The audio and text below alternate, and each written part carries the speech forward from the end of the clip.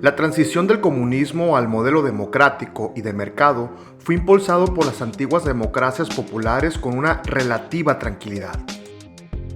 Sin embargo, Yugoslavia inició un proceso traumático de desintegración, marcado por enfrentamientos violentos.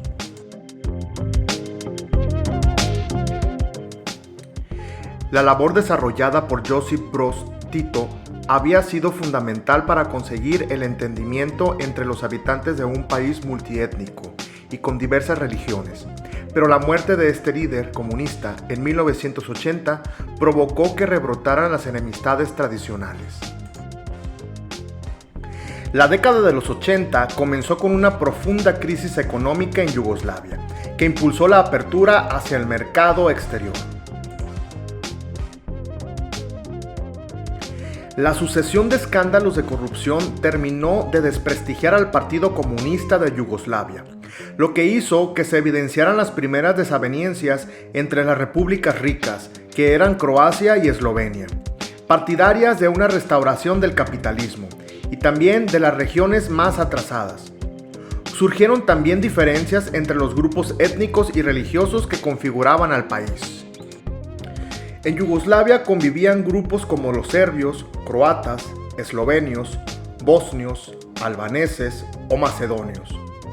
Además, dentro del país se profesaban distintas religiones, con una clara correspondencia territorial y étnica. Mientras los serbios son ortodoxos, los croatas y eslovenios son mayoritariamente católicos, y los bosnios y albaneses musulmanes. Ante las aspiraciones centralistas de los serbios, en 1991 proclamaron su independencia Croacia y Eslovenia. El ejemplo fue seguido ese mismo año por Macedonia y en 1992 por Bosnia-Herzegovina. El ejército federal intentó frenar la secesión e inició una guerra que en Eslovenia fue breve, pero que se recrudeció en Croacia, donde existía una importante minoría serbia. Estas regiones proclamaron su separación de Croacia y organizaron milicias apoyados por el ejército serbio, que durante la guerra realizaron una terrible limpieza étnica ante la impasibilidad de los gobiernos europeos. En Bosnia-Herzegovina existía una minoría de musulmanes que, animados por el antecedente de Croacia y Eslovenia, decidieron proclamar su independencia con el apoyo de los Estados Unidos de América y la Comunidad Europea. Pero también había una importante minoría serbia, apoyada por Serbia y Montenegro, que rechazó la separación y declaró la guerra a la nueva república. Los bosnios contaron con el apoyo militar de Croacia, si bien el interés de su presidente, Tuđman, parecía más centrado en un reparto de la región entre Croacia y Serbia. Europa y la comunidad internacional manifestaron su debilidad en Bosnia, solo cuando las tropas de la ONU mostraron su pasividad e incapacidad para enfrentar el genocidio de Srebrenica en 1995, y la comunidad internacional, liderada por Estados Unidos de América, reaccionó y emprendió una intervención militar que puso fin a la barbarie en Bosnia. La intervención de los Estados Unidos en Bosnia puso en evidencia la debilidad política y militar de la Unión Europea, además de su dependencia respecto a los Estados Unidos a la hora de enfrentarse a un conflicto político-militar en el propio corazón de su continente.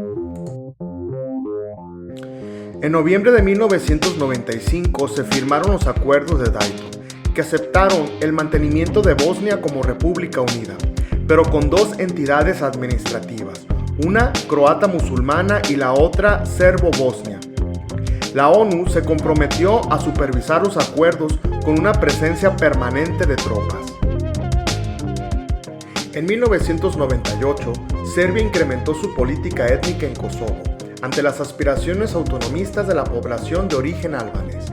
La presencia de una guerrilla independentista y el Ejército de Liberación de Kosovo provocó un incremento de la represión.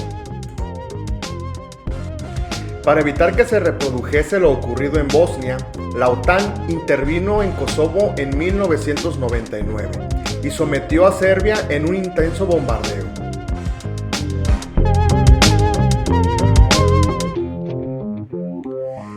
Miles de refugiados abandonaron entonces Kosovo y se instalaron en países vecinos, sobre todo en Macedonia, donde se reavivó la tensión debido a la presencia de una minoría albanesa, que llevó a cabo una insurrección en el 2001.